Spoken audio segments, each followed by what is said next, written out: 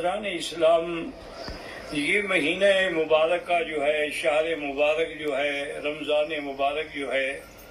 یہ سراپا ہی اللہ کی طرف سے انعام ہے۔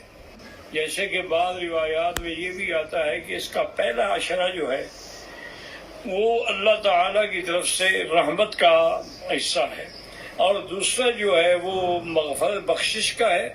اور تیسرا عشرہ جو ہے وہ عتق من النار، جہنم سے آزادی کے پروانے ملتے ہیں۔ تو یہ مہینہ ایک اتنا عظیم اور مقدس مہینہ ہے کہ اسی میں اللہ نے قرآن کو نازل فرمایا ہے۔ ایک تو قرآن کا نزول جو ہے وہ آسمانوں میں ہوا، اور پھر آسمانوں سے زمین پہ ہوا۔ ایک جگہ ہے جس کا نام بیت العزت ہے، تو اللہ نے قرآن پاک کو لوح محفوظ سے بیت العزت میں جو اتارا ہے تو وہ اسی رمضان میں ہے کہ انا انزلناہ فی لیلۃ القدر وما ادراک ما لیلۃ القدر لیلۃ القدر خیر من الف شہر۔ یعنی پورے کا پورا قرآن اللہ نے لوح محفوظ میں محفوظ رکھا، پھر اس کو بیت العزت میں اتارا،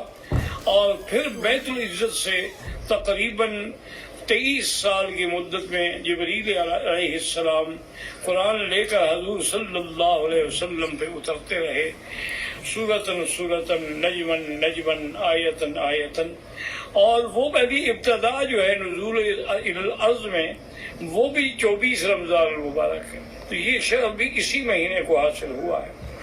اور یہ کتنی بڑی عظیم سعادت ہے ان لوگوں کے لیے کہ جن کو اللہ نے ایمان کے لیے حضور پاک عطا فرمائے جو امام الانبیاء والرسل ہیں، اور اللہ نے کتاب وہ عطا فرمائی جو تمام کتابوں سے افضل ہے، اور اللہ تبارک و تعالیٰ نے ہمیں یہ مہینہ اور اس کے مدارج جو مراتب ایسے عطا فرمائے جو ساری دنیا سے افضل ہے۔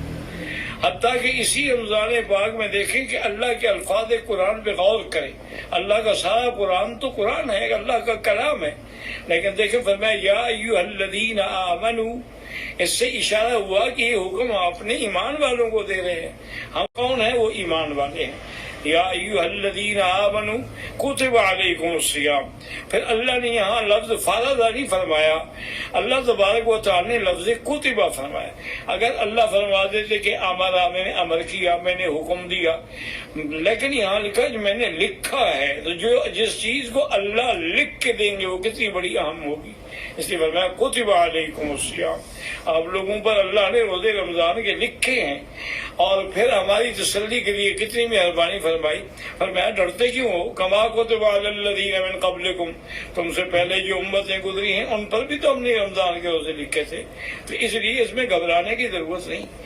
اور پھر یہ روزے کیوں ہیں؟ اس کا مجھے تو کوئی فائدہ نہیں ہے، اس کا فائدہ یہ ہے کہ تم متقی بن جاؤ، لعلکم تتقون، تاکہ تم اللہ سے ڈرنے والے بن جاؤ، پرہیز کرنے والے بن جاؤ۔ اور وہ کیسے بنو گے؟ کہ جن چیزوں کا اللہ حکم دیں گے اس پر عمل کرو گے، جن چیزوں سے اللہ روکیں گے ان سے رک جاؤ گے۔ اس لیے اللہ تبارک و تعالیٰ نے ہماری تسلی کے لیے یہ بھی فرما دیا، اور جب متقی بن جاؤ گے تو اللہ کے ولی بن جاؤ گے، کیونکہ ان اولیاءہ الا المتقون، اللہ کے ولی وہی ہیں جو اللہ سے ڈرنے والے ہیں۔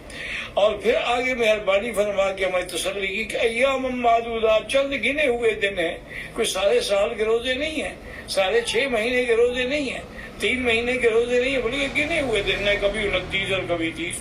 اور معدودات میں ایک یہ بھی اشارہ ہے کہ جب آدمی گننا شروع کرتا ہے نا تو وہ معلوم ایسے ہوتا ہے کہ وہ چیز جلدی ختم ہو جاتی ہے۔ آج پہلا روزہ ہو گیا جی، آج دوسرا ہو گیا جی، آج تیسرا، او یار آج تو 27 آ گئی۔ تو اس لیے یہ ایام معدودات۔ پھر اللہ نے ایک اور بھی کرم فرمایا کہ اگر تم میں کوئی بیمار ہے، من کان منکم مریضا او علی سفر یا مسافر ہے فعدۃ من ایام اخر،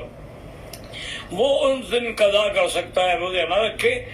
تاکہ اسے سفر میں تکلیف نہ ہو، تاکہ اسے کی بیماری میں تکلیف نہ ہو۔ اس کے بعد جب وہ سفر ختم ہو جائے یا بیماری سے نکل جائے تو پھر اس کے بدلے میں وہ قضا کر لے۔ اور ایک بیماری ایسی ہوتی ہے جو ختم ہونے والی نہیں ہے، والذین یطیقونہ فدیۃ طعام مسکین، وہ بعض لوگ بڑی عمر ہے، شوگر کے مریض ہیں یا نعوذ باللہ دمے کے مریض ہیں، وہ جب تک بیچارے آکسیجن نہ لیں اس وقت تک ان کا روزہ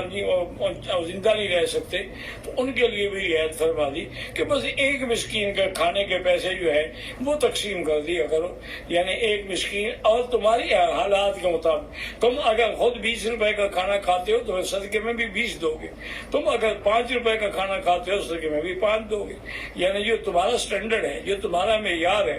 اس کے مطابق ایک بندے کے کھانے کے پیسے جو ہیں وہ چاہے پورے مہینے کے ادا کر دو، چاہے روز روز ادا کرو، چاہے آہستہ آہستہ ادا کر دو،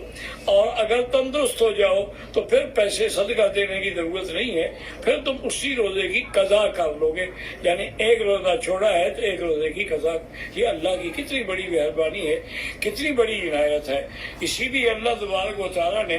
عورتوں پر بھی رکھا ہے کہ اگر عورت حیض میں ہے تو وہ حیض کے دنوں میں روزہ نہیں رکھے گی، لیکن حیض کے دن جب ختم ہو جائیں گے تو روزے کی قضا کر دے، چونکہ روزے تو سال میں ایک دفعہ آتے ہیں، اللہ نے اس پر نمازوں کی قضا کا حکم نہیں دیا لیکن روزے کی قضا کا حکم دیا ہے، تو اس لیے اس کے اندر نعمتیں ہی نعمتیں ہیں، رحمتیں ہی رحمتیں ہیں، اور اللہ تبارک و تعالیٰ کی طرف سے ہر مسلمان کے لیے در رحمت کھلا ہے۔ اور تمام دوستوں سے درخواست ہے کہ دعا کریں اللہ اس مہینے کی برکت سے، اللہ اس مہینے کی رحمت سے تمام عالم سے یہ جو وبا کا عذاب آیا ہے اس کو ٹال دے۔ ربنا تقبل منا انک انت السمیع العلیم وتب علینا انک انت التواب الرحیم۔